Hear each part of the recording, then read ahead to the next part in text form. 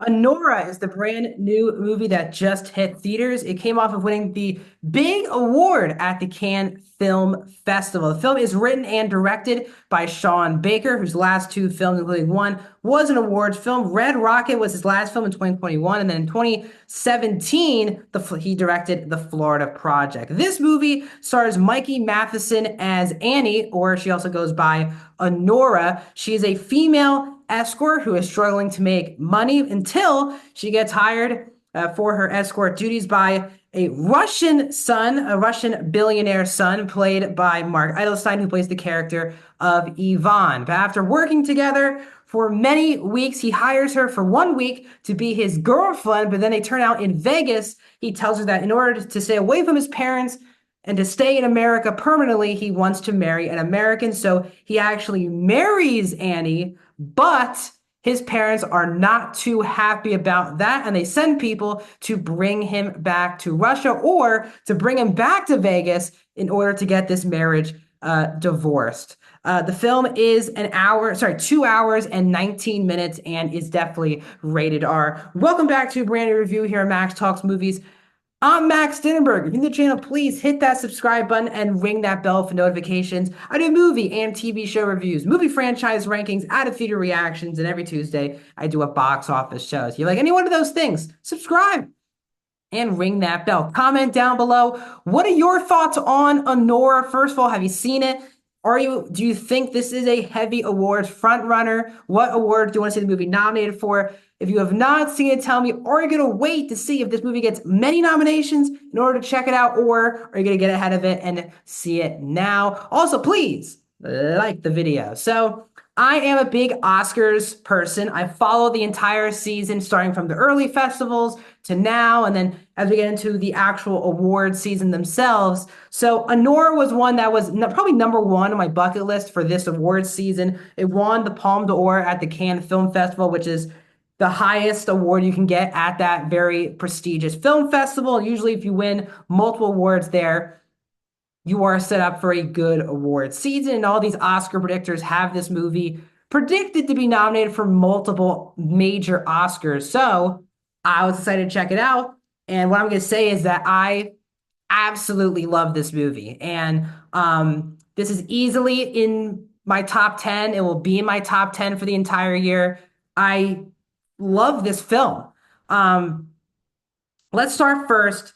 So I described the plot, and that's definitely the plot of the film. But what I'm going to say is the film kind of has two different tones going on. The first half of the movie is a whimsical, fun, high energy movie where we're off on these extravagant things are going on with Annie and Yvonne. And the fact that she is hired by him because she's the only escort at this place that speaks Russian. But they kind of seem to like each other. The story is very fascinating to watch because, as I said, the first half is very high energy. They're going to casinos, they're going to bars, they're going to clubs. And then when the movie stops and halts and takes a really slow burn perspective is when the parents realize that he's trying to married an American, which means he has to stay in America, which costs them something in Russia. Then the movie takes a really slow turn, and that is really tough to do because the first hour is very fast paced and so much is going on, and the movie just comes to a halt and stays and feels like so many scenes were one takes. It felt like a lot of scenes were one takes. I'm not sure if they were or not. But the movie then you sit in every moment. And at first I was thinking this is a bit of an odd direction. But when the movie ended, I don't describe how I feel because again, it spoils the movie if I tell you how I feel at the end of the movie, like based on the ending.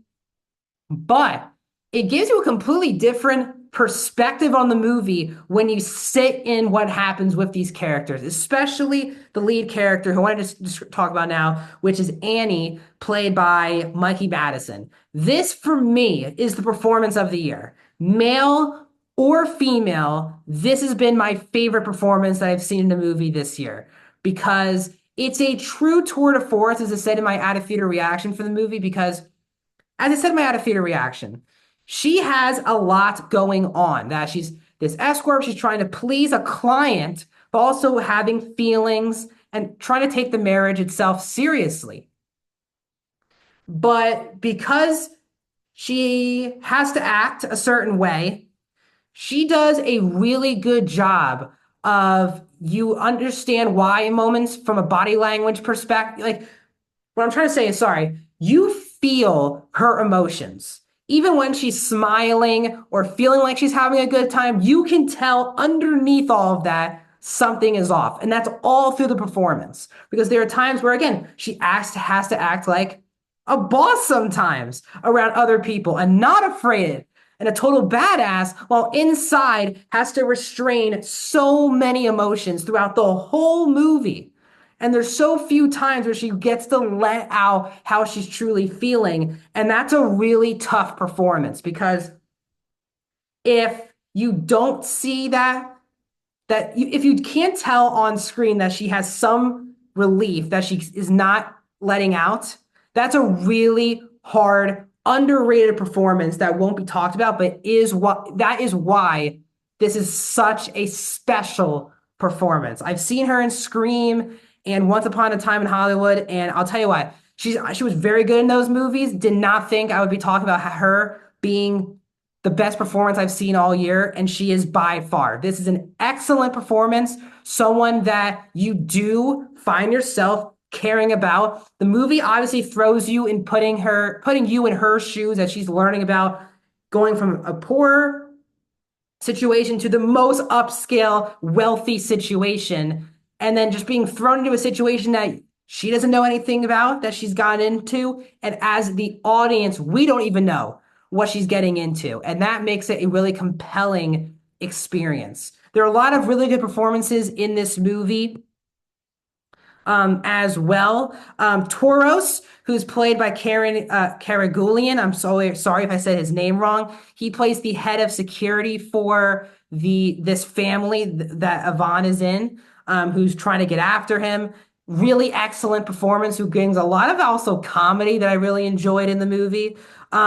The other key important performance is Yura Borisov, who plays the character of Igor. That is a character that you feel like is just like a side character, very one-note side character when he's first introduced. He gets a lot to do in the second half of the movie, and you find yourself also thinking about where that character is going to end up by the end of the movie. That is a really vulnerable performance that I think will go hopefully not under the radar this award season. Those two performances, but really Igor, that character in particular, could be and should be awarded some nominations throughout awards season. This movie has a lot of different tones and they do work. There are times where this movie can be very funny, but there's also movies where it can get depressing, it can get sad, hopeless. A lot of the times in this movie, feels like not just is Annie getting slapped in the face metaphorically, but as an audience, you can be based on what people do to her throughout the film. This movie explores really good themes.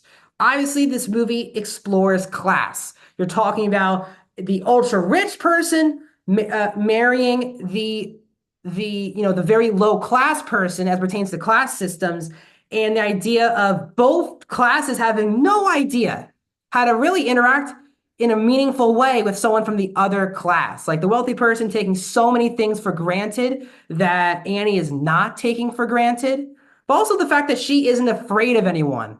And the wealthy just kind of want to handle situations and throw it to the side and move on with their lives. While if she has one big issue, it can ruin her life. There's so much on the line for the Annie character. And what's great about the movie is it doesn't feel like anyone else has so much on the line. But because she is the main character, and that's where the audience is going in, you feel like so much is on the line. But really, she's the only character in the whole movie who feels like she's in these all life-changing stuff. I think that's why the movie works. I do think the movie is a bit too long. I do feel the length of the nearly 2.5 hour runtime. I think there's some points in the second half of the movie I wish they cut a little bit, but I also respect and enjoy the movie lets you sit in some really awful stuff, lets you just sit in it, just like Annie. and you're kind of waiting like her to kind of just let out these emotions. So this is, in my opinion, a very special movie that captures an unbelievable performance. But the movie has you on the edge of your seat, caring about the character because she is the every woman.